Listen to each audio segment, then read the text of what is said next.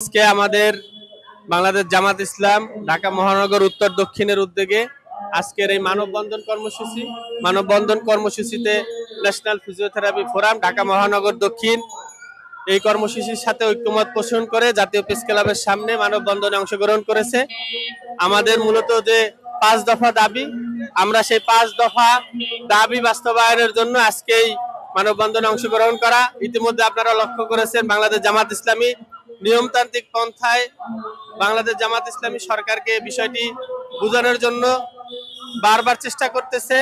ইতিমধ্যে জেলা প্রশাসকের কার্যালয়ে স্মারকলিপি প্রদান করা হয়েছে এবং নির্বাচন কমিশনারের সাথে বাংলাদেশ জামাত ইসলামের কেন্দ্রীয় নেতৃবৃন্দ বসেছিলেন এবং নির্বাচন কমিশনার যেটা আশ্বস্ত করেছে, ওনারা পুরোপুরি পিআর বাস্তবায়নের জন্য প্রস্তুত রয়েছে। যদি সরকার তাদেরকে নির্দেশনা প্রদান করে, তারা সেই আলোকে আগামী নির্বাচন প্রস্তুত করবে এবং এই জুলাই সনদ আইনি ভিত্তির মাধ্যমে পিআর পদ্ধতিতে উভয় পক্ষে আমরা জাতীয় নির্বাচন চাই এবং শেখ হাসিনার দোসর 14 দল সহ সকল ফেসিবাদের যে শক্তি ছিল তাদেরকে নিষিদ্ধকরণ এবং যে অন্যায় জুলুম অত্যাচার চলতেছে সেগুলা প্রতিহত করার জন্য পিআর পদ্ধতি নির্বাচন অতি জরুরি।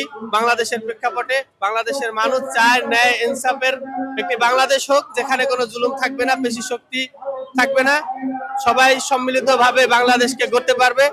আমরা আপনারা লক্ষ্য করেছেন ইতিমধ্যে যে মানববন্ধনে আমরা অংশগ্রহণ করেছি। পুরা রাস্তা আমরা জনগণের যাতে ভোগান্তি না হয় সেজন্য আমরা উন্মুক্ত রেখেছি। জনগণ স্বতঃস্ফূর্তভাবে আজকের এই কর্মসূচিতে অংশগ্রহণ করেছেন এবং মানুষের ভোগান্তি প্রতিরোধের জন্য আমরা তাদেরকে সার্বিক সহযোগিতা করতেছি। ধন্যবাদ।